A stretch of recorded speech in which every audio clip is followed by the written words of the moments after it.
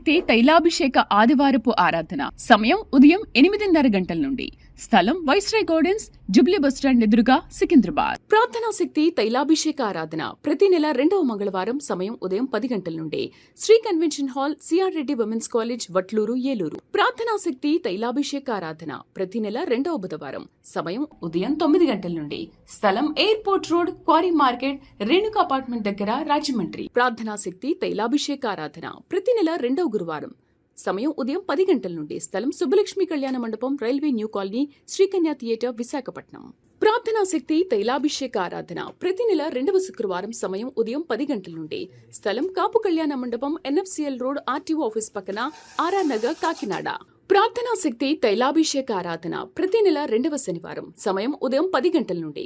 స్థలం కూరగాయల మార్కెట్ ఎదురుగా, government degree college road, Ravulapalem. Yesayya నామములో మీకు వందనాలు తెలియపరుస్తూ ఉన్నాను. ప్రియులారా, ఈ దినము కొరకు దేవుడు సిద్ధపరిచిన వాగ్దానాన్ని మనం స్వాధీనపరచుకుందాం. పరిశుద్ధ గ్రంథంలో నుండి యెషయా గ్రంథం 43వ అధ్యాయము మొదటి వచనాన్ని ధ్యానం చేసుకుందాం.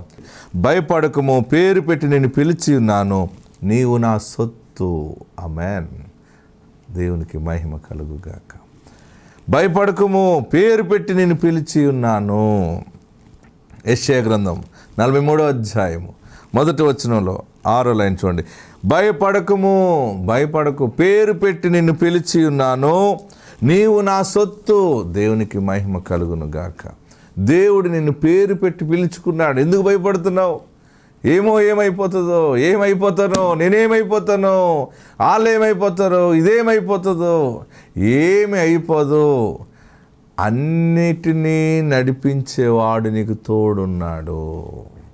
ఎందుకంటే అంత రెస్పాన్సిబిలిటీ దేవుడు నీ గురించి ఎందుకు తీసుకుంటాడంటే, నీవు ఆయన సొత్తు.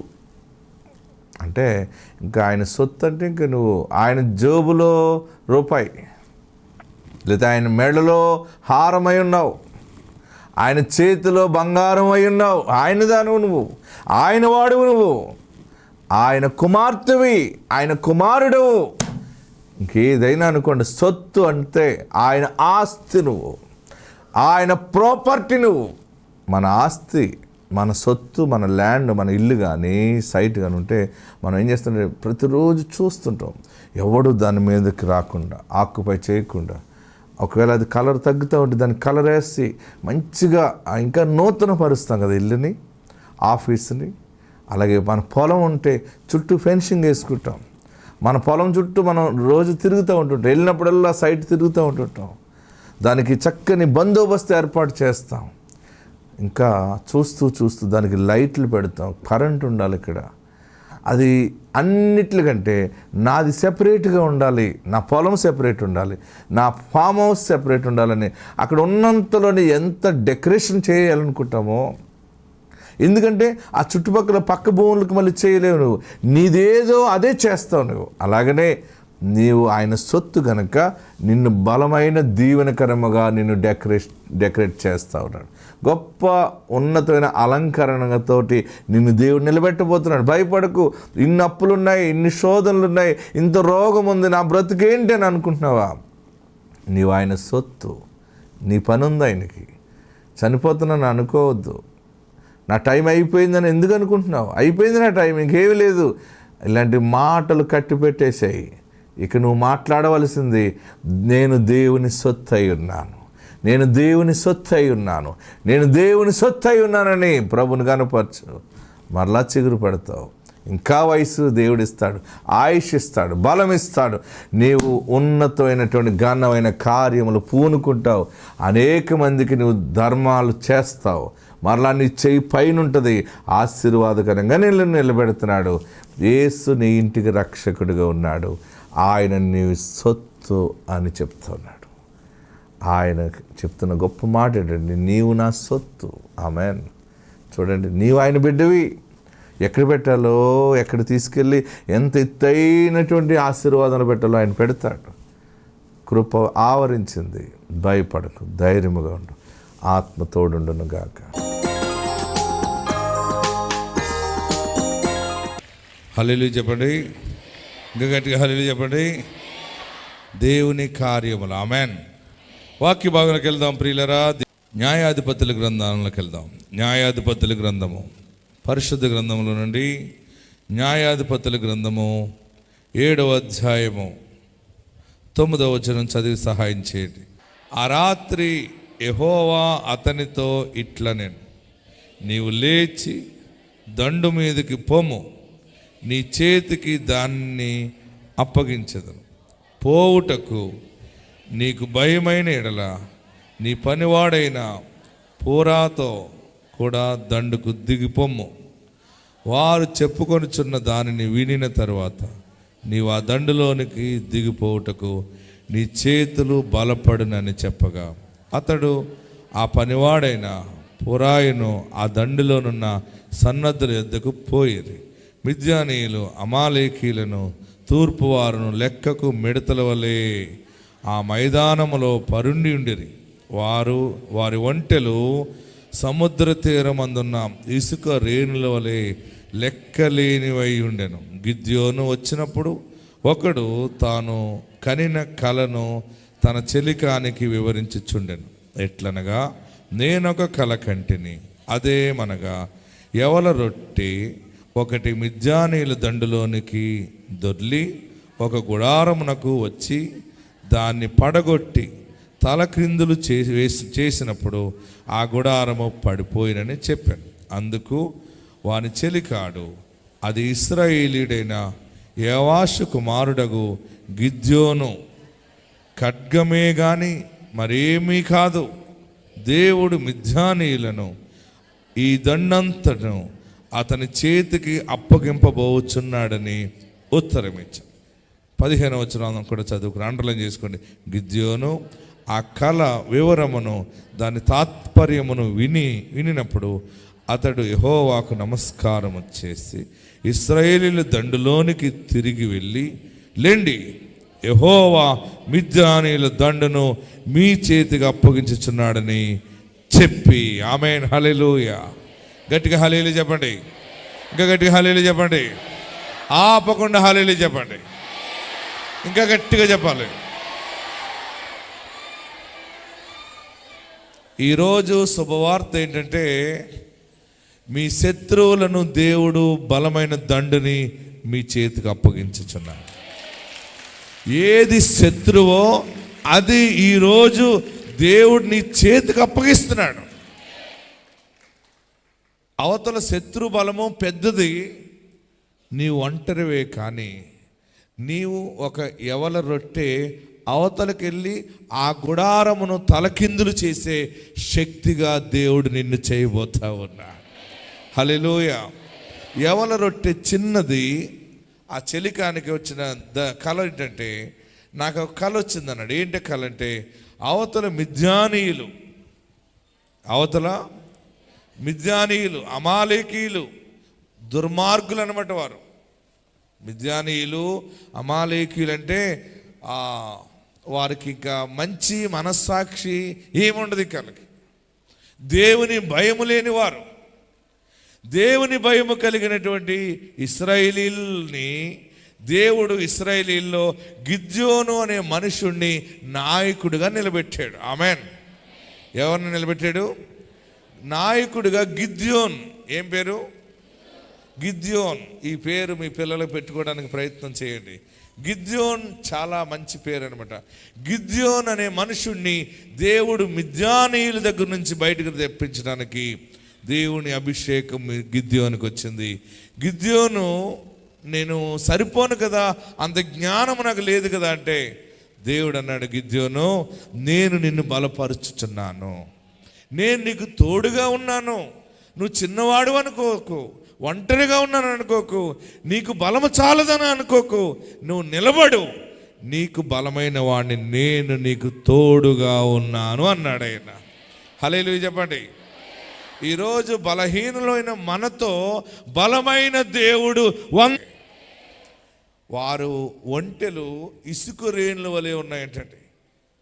ఆ లోయలోకి దిగువ భాగమును గిద్యోను చూసినప్పుడు ఎలా ఉన్నారని చెప్తున్నాను చూడండి. ఎలా ఉన్నారంటే 13వ వచనం చూడండి. మిద్యానీయులను అమాలేకీయులను తూర్పు వారును లెక్కకు మిడతల వలె ఎలా ఉన్నారండి? మిడతల వలె ఆ మైదానములో పరుండి ఉండిరి. యుద్ధానికి వచ్చిన వారు మాటేసి కూర్చున్నారు. వారి ఒంటెలు సముద్ర తీరమందున్న ఇసుక రేణుల వలె లెక్కలేనివై ఉండెను. దేవునికి మహిమ కలుగును గాక. గట్టిగా హల్లెలూయా చెప్పండి. ఇంకా గట్టిగా హల్లెలూయా చెప్పండి. ఏ ఇంట్లో శత్రువు భయముతో ఉన్నావో, ఏ ఇంట్లో అప్పులు భయముతో ఉన్నావో, ఏ ఇంట్లో రోగం అనే భయముతో ఉన్నావో, ఏదో ఒక భయము నిన్ను ఆవరిస్తుంది కదా. ఈరోజు ఆ భయము ఉన్నదని పరమాత్ముడుగా గ్రహించి ఈరోజు నీలో ఒక సైనికునిగా ధరించుకునేలా చేయబోతున్నాడు. మన శరీరంలోనికి ఆత్మశక్తిగా వచ్చి, గిద్యోను ఒంటరిగా ఉండి చిన్న మంద, ఇశ్రాయేలీలు ముందు అమాలేకీలు, మిద్యానీయులు బలమైన వారు మొత్తం ఆ మైదాన ప్రాంతం అంతా కూడా మిడతలు ఉన్నట్టున్నాయి. అంటే అంత జనం ఉన్నారు. ఇప్పుడు యుద్ధం అంటే ఇప్పుడు యుద్ధానికి పెద్ద సైన్యంతో పని లేదు. ఇప్పుడు సైన్యం తక్కువ ఉన్నా కానీ టెక్నాలజీ ద్వారా యుద్ధం ఎక్కువ చేయగలుగుతున్నాం. మనం పంపే విమానానికి టెక్నాలజీ ఉపయోగిస్తున్నాం. మనం యుద్ధం ఏదైనా చేయవలసి వస్తే మన యుద్ధ విమానంలో బాంబులు పెట్టి యుద్ధ విమానము శత్రువు ప్రాంతంలోకి పంపించి అక్కడ బాంబులు వేస్తున్నాం మనం. వారు కూడా మన మీదకి బాంబులు అలాగే వేస్తున్నారు. రిమోట్ ద్వారా, అలాగే డ్రోన్ ద్వారా. ఇప్పుడు ఇది ఎలా తిరుగుతుందో కెమెరా చూడండి. ఆ డ్రోన్ కెమెరా ఏ రీతిగా తిరుగుతుందో అలాగే వెళ్ళి ఎక్కడ శత్రువులు ఉన్నారు, ఏ అడవులో ఉన్నారో చూసి అక్కడికి వెళ్ళి బాంబులు వేసేస్తాం, చచ్చిపోతున్నారు. ఇప్పుడు యుద్ధం అంతా కూడా టెక్నాలజీ మీద ఉంది. అప్పుడు యుద్ధం అంతా కూడా మనిషి పోట్లాడుకోవాలి. 100 మందితో పోరాడాలంటే 100కి 100 ఉంటే సమానం ఉజ్జీవం ఉంటుంది. 100 మందితో పోరాడాలంటే 10 మంది ఉంటే సరిపోదు. 1,00,000 మందితో పోరాడాలంటే 1,00,000కి 1,00,000 ఉండాలి, లేకపోతే 1,00,000కి 1,50,000 ఉండాలి. కానీ ఇక్కడ మిద్యానీయులు, అమాలేకీయులు, తూర్పు వారు వీళ్ళందరూ కలిసి ఒంటెల మీద 1,00,000 మంది ఉన్నారనుకోండి, ఎగ్జాంపుల్ చెప్తున్నాను. గిద్యోను సైన్యము ఒక 500 మంది ఉంటే ఎలాగుంటుంది? వారు ముందే భయం వేస్తుంది. అమ్మో వాళ్ళందరూ వచ్చి మనల్ని బాణాలతో కొడితే చచ్చిపోతాం మనం, ఎలాగా?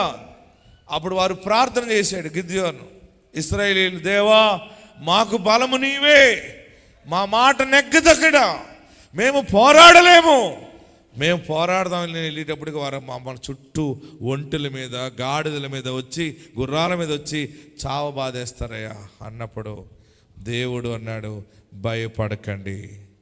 మీరు 500 మంది, అంటే ఎగ్జాంపుల్ చెప్తున్నాను నేను, మీరు 500 మంది అయినా, వారు 1,00,000 మంది అయినా, 1,00,000 మందిని మీ చేతికి అప్పగించుచున్నాను. నీ బలము చిన్నది, నీ జ్ఞానము చిన్నది, నీ ఆదాయము చిన్నది, నీ ఇన్కమ్ తక్కువే, కానీ నీవు నమ్మిన దేవుడు అన్నిటికంటే గొప్పవాడు, బలమైన వాడు నీకు తోడున్నాడు. దేనినైనా దేవుడు నీ చేతికి అప్పగిస్తాడు. ఆమేన్. పరిశుద్ధ వాక్యం ఇప్పుడు మీకు అర్థమవుతుంది. ఇప్పుడు చదవండి 7వ అధ్యాయము 9వ వచనం. ఆ రాత్రి యెహోవా అతనితో ఇట్లా, నీవు లేచి దండు మీదకి పొమ్ము. చదవాలి. నీ చేతికి దానిని అప్పగించదును. ఆగండి, ఈ మాట దేవుడు మీకు చెబితే మీరు వెళ్తారా? మీరు వెళ్ళమంటే వెళ్తారా? మీ బలము కొంచెమే ఉన్నది. ఒక 500 సైన్యము నీది, 1,00,000 మంది అక్కడ ఉన్నారు. దేవుడి రాత్రి నీతో మాట్లాడుతున్నాడు, నీవు వారి మీదకి పో, వారిని నీ చేతికి అప్పగిస్తున్నానంటే నమ్ముతావా? హలో ప్రజలారా, మిమ్మల్ని వెళ్ళమంటే వెళ్తారా? నిజం చెప్పండి, చేయి పైకెత్తి చెప్పండి. వెళ్తావా? ఒక బిడ్డ ఏమనేస్తాడు, గిజ్జోని చెల్లిలాగా ఉన్నావు నువ్వు. Okay, good. ఇంకే ఒకే చేయలేసిందా? మనందరికి ఏంటంటే నిజంగా వెళ్ళలేం, ఎందుకంటే అది కళ, లేకపోతే వాళ్ళు ఏదైనా చేతబడి చేసి ఉంటారు నాకు ఇలా కళ రావటానికి, నాకు ఎవరో భ్రమలోకి తీసుకెళ్ళిపోవడం కళ వచ్చి ఉంటుంది అనుకుంటారు. కానీ గిద్యోని అన్నాడు, దేవా ఇది ఎలాగయ్యా అన్నాడు. చూడు, ఒకవేళ నువ్వు ఒంటరిగా ఉన్నాను అనుకుంటే పురాగాడు ఒకడు ఉన్నాడని తీసుకెళ్ళాడట. ఆడి పేరేంటి? పురా. చాలామంది పేర్లు ఇలాగ ఉంటాయి. అక్కడ పురా, ఇక్కడ మనకు పెంటయ్య. ఆయన కూడా తీసుకెళ్ళు, ఇంకా ఎవరైనా తీసుకెళ్ళు. సరే అని గిద్యోని లేచి, వారు 1,00,000 మంది ఉంటే ఎంత, 10 లక్షల మంది ఉంటే ఎంత, నా దేవుడు కోట్ల సైన్యముల కంటే అధిపతి అయి ఉన్నాడు.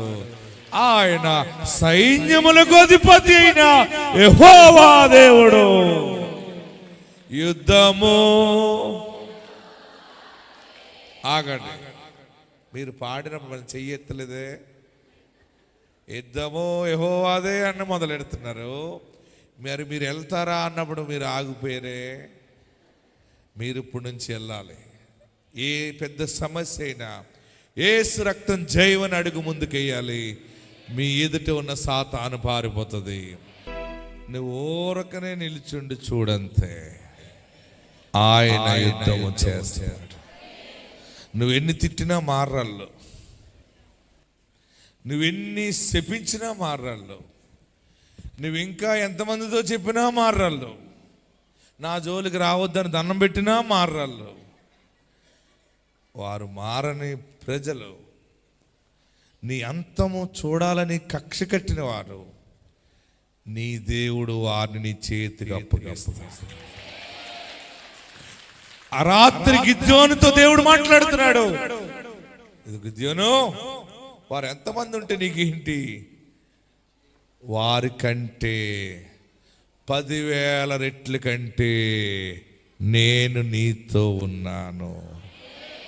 మనకి సైన్యము లేకపోయినా, మనకి బలము లేకపోయినా, ధనము లేకపోయినా, మనకి సలహా ఇచ్చేవాడు కూడా లేకపోయినా, అందరికంటే గొప్ప యముడైన వాడొకడున్నాడు, బలమైన వాడొకడున్నాడు. నిన్ను అలాగ చంటి బిడ్డలా నిలబెట్టి ఆయన యుద్ధము చేస్తాడు. దేవునికి మహిమ కలుగుగాక. హల్లెలూయా చెప్పండి. పరమ తండ్రి నీకు ఉండగా నీకు మట్టి అంటుకొనిస్తాడా? నిన్ను అలుసుకొనిస్తాడా? ఆయన ఈ లోక తండ్రి కంటే, తల్లి కంటే బలమైన దేవుడు నీకు తోడున్నాడు. శుభవార్త ఏంటంటే, నీవు ధైర్యముగా నిలబడు. సమస్య నీ చేతికి వస్తుంది, నీ తీర్పే సత్యముగా ముందుకెళ్తుంది. నువ్వు ఒంటరి అయిపోయావు, శత్రువులందరూ నిన్ను భయపెట్టారు. చివరికి దేవుని కార్యము జరగవలసి వచ్చినప్పుడు వారందరూ వచ్చి నువ్వు ఎలా చెబితే అలాగే చేద్దామని తలొంచుతారు. అలా నీ చేతికి అప్పగిస్తారు. అప్పులు, బాధలు దేవుడిని చేతికి అప్పగించినప్పుడు ఎవరు అప్పాలను నువ్వు ఇచ్చి పడేస్తావు అంతే. అందరు అప్పులు తీర్చగా కూడా ఇంకా నీ ఇంటి నిండా ధనం ఉంటుంది. నీవు ధర్మమూర్తిగా ఉంటావు, అనేక మందికి ధర్మం చేస్తూ ఉంటావు, అనేక మందికి అన్నం పెడతావు. గొప్ప రాజ కుటుంబముగా దేవుడు ఆశీర్వదిస్తాడు. ఈరోజు సమస్యని చేతికి అప్పగిస్తానని దేవుడు చెప్తున్నాడు. రోగము ఏంటి? రోగము ఒక్కొక్క డాక్టర్ ఒక్కొక్క సమస్య చెప్తున్నాడు. ఒక చోటుకి వెళ్తే ఒక టెస్ట్ చేస్తే ఇంకో రోగం వస్తుంది. అలాగ ఏంటి, నా బ్రతుకంతా రోగాల బ్రతుకు అయిపోయిందని ఏడుస్తున్నా కదా. ఈరోజు దేవుడు దాన్ని చేతికి అప్పగిస్తున్నాడు. దాన్ని నువ్వు తీసి అవతల పాడేస్తావు అంతే. చూడండి, గిద్యోను విషయంలో దేవుడు చేసిన గొప్ప కార్యము ఎంత అద్భుతం ఏంటంటే, ఇక్కడ చెలికానికి కళ వచ్చి వాళ్ళు చెప్పుకుంటున్నారన్నమాట. ఏమని చెప్పుకుంటారంటే 13వ వచనం చూడండి. గిద్యోను వచ్చినప్పుడు ఒకడు తాను కనిన కళను తన చెలికానికి వివరించుచున్నాడు. గిద్యోను దగ్గర ఉండగా దేవుడు గిద్యోన్ని బలపరచటానికి ఇలాంటి మాటలు సంభాషణ వినిపిస్తున్నాడు అనమాట. ఆమెన్. ఆడికి కళ ఎలా వచ్చిందంటే ఆ మనుషుడికి చెలికానికి వివరించున్నాడు. ఎట్లనగా 13వ వచనంలో నేను ఒక కల కంటిని అదేమనగా యవల రొట్టె చూడండి, అందరు చదవండి. ఎస్, కల కంటిని చదవండి. అదేమనగా యవల రొట్టె ఒకటి మిద్యానీయుల దండులోనికి దొర్లి ఒక గుడారమునకు వచ్చి దాన్ని పడగొట్టి తల క్రిందు చేసినప్పుడు ఆ గుడారము పడిపోయినని చెప్పాను. అందుకు వాని చెలికాడు, అది ఇశ్రాయేలీయుడైన యోవాషు కుమారుడగు గిద్యోను కడ్డుమే గాని మరేమీ కాదు. ఆమేన్. ఆమేన్. హల్లెలూయా చెప్పాలి, గట్టిగా హల్లెలూయా చెప్పాలి, ఇంకా గట్టిగా హల్లెలూయా చెప్పండి. దేవుడు ఆ రాత్రి గిద్యోనికి చెప్పాడు, నీవు ఆ దండు మీదకి వెళ్ళినా బాబు వెళ్ళు, నీకు ఏమైనా భయంగా ఉంటే పురాగాన్ని తీసుకెళ్ళానంట. పురాన్ని తీసుకెళ్ళాడు. గిద్యోని వెళ్తూ ఉంటే అక్కడ ఇద్దరు సంభాషణ జరుగుతుంది. ఏంటంటే ఒకడు అన్నాడు, రే నాకు కళ వచ్చిందిరా అన్నాడు. పక్కన ఉన్నవాడు ఏమని వచ్చిందిరా కళ అన్నాడు. ఒక యవల రొట్టె చపాతీ ఇలాగ ఉంచదు కదా, జొన్న రొట్టె మనం అందరం తింటాం కదా. మీరందరూ జొన్న రొట్టెనా మినప రొట్టె ఏదో రొట్టె తింటున్నాం కదా మొత్తమేనా, ఇలాగ అంటాం కదా, ఇలాగ వేస్తుంటాం. ఒక రొట్టె ఆడి కళలో వచ్చింది. ఒక రొట్టె ఎక్కడికి వెళ్ళింది, ఎంత విచిత్రంగా చూడండి. 13వ వచనంలో ఎట్లా, నేను ఒక కల కంటిని అదేమనగా యవల రొట్టె ఒకటి మిద్యానీయుల దండులోనికి. ఏమండి ఈ రొట్టె కళ ఎంత విచిత్రంగా ఉందండి. యవల రొట్టె ఒకటి దొల్లుకుంటూ మిద్యానీయుల దండులోనికి గుడారమునకు వచ్చి, మిద్యానీయులు ఉన్నటువంటి గుడారములోకి వచ్చి దాన్ని పడగొట్టి, ఈ యవల రొట్టె అంటే ఆ గుడారాన్ని పడగొట్టి తలక్రిందు చేసినప్పుడు దానిని తలకిందులు చేసినట్టు ఆ గుడారము పడిపోయినని కల వచ్చింది. ఆ పక్కనున్నవాడు అందుకు ఆత్మ సంబంధంగానే మాట్లాడుతున్నాడు. చూడండి, రొట్టె ఏంటి, రొట్టెళ్ళి గుడారంలోకి వెళ్ళిపోవడం, గుడారాన్ని పడగొట్టేసి దాన్ని తలకిందులు చేసేస్తే గుడారం పడిపోవడం ఏంటి, పిచ్చి కళ నీకు. కొంతమంది కళలు ఎలాగుంటాయి, కానీ నీ కళది ఇది ఏం ఆలోచించేవాని లేదు. చెలికాడు ఏమంటాడంటే ఏమనొచ్చింది, అందుకు వాని చెలికాడు అది ఇశ్రాయేలీయుడైన, రే నీకు వచ్చిన కళ ఏంటి అనుకుంటున్నావు, యెహోవా దేవుడు గొప్ప కార్యం చేయబోతున్నాడు. ఏంటి గొప్ప కార్యం అంటే, ఇశ్రాయేలీయుడైన యోవాషు కుమారుడగు. ఇదిగో ఆ యవల రొట్టె ఎవరో చెప్పనా, ఆ చిన్న రొట్టె ఎవరో చెప్పనా, అవతల శత్రువుల గుడారములోకి దూసుకెళ్ళిపోయి ఆ గుడారాన్ని తలకిందులు చేసి దానిని పడగొట్టినటువంటి రొట్టె ఎవరో తెలుసా, యోవాషు కుమారుడైన గిద్యోను. ఆమేన్. గట్టిగా రెండు చేతులు పైకెత్తి చప్పట్లు కొట్టి ప్రభువుని స్తుతించండి. బలహీనమైన రొట్టె బలవంతులను తలకిందులు చేస్తుంది. దేవుడి దినాన్ని నిన్ను బలపరచుచున్నాడు. అందరూ లేచి నిలబడదాం. ఎక్కడున్న వారు అక్కడ లేచి నిలబడి, దేవుడు ఈ దినాన్ని నిన్ను ఖడ్గముగా చేస్తున్నాడు. హల్లెలూయా, హల్లెలూయా. ఎక్కడున్న వారు అక్కడ లేచి నిలబడి, దేవా నేను భయపడుతున్నాను, కానీ గిద్యోనుతో మాట్లాడినట్టుగా ఈరోజు నువ్వు నాతో మాట్లాడావు. సమస్య నా చేతికి అప్పగిస్తే నేను కాలు కిందేసి తొక్కి డస్ట్బిన్ లో పాడేస్తా. ఎస్, నీవు దేనికి దాసునిగా ఉండవు, దేనికి తల వంచి ఉండవు, ఏ మనుషుడు ముందు తల వంచి ఉండవు. ఆయన నిన్ను ఖడ్గముగా చేయబోతున్నాడు. అది యోవాషు కుమారుడైన గిద్యోను ఖడ్గమే గాని మరేమీ కాదు. అందరు రెండు చేతులు పైకి ఎత్తి, నా దేవా, నా దేవా, నా తండ్రి, నువ్వు ఉన్నావు, నేను బ్రతుకుతాను. నువ్వు ఉండగా నాకు భయం లేదయ్యా. ఈ యుద్ధము నీది, ఈ శోధన నా వల్ల కాదు. నీ యందు విశ్వాసం ఉంచిన నీవు జయము ఇవ్వబోతున్నావు. నా పాపాలు క్షమించని అడగండి.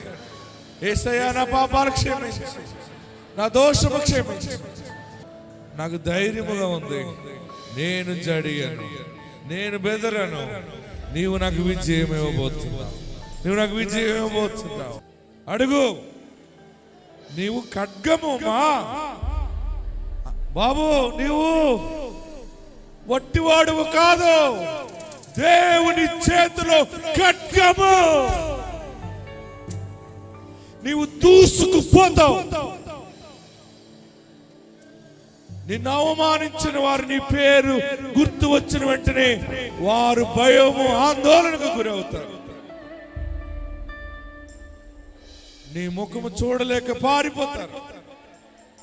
శత్రువు నీ ఇంటి నుండి దూరం అవుతుంది, దుష్ట శక్తులు దూరం అవుతాయి. దేవుడు నీ చేతికి అప్పగించు. శత్రువుని విద్యారీలను దేవుడి చేతికి అప్పగించు.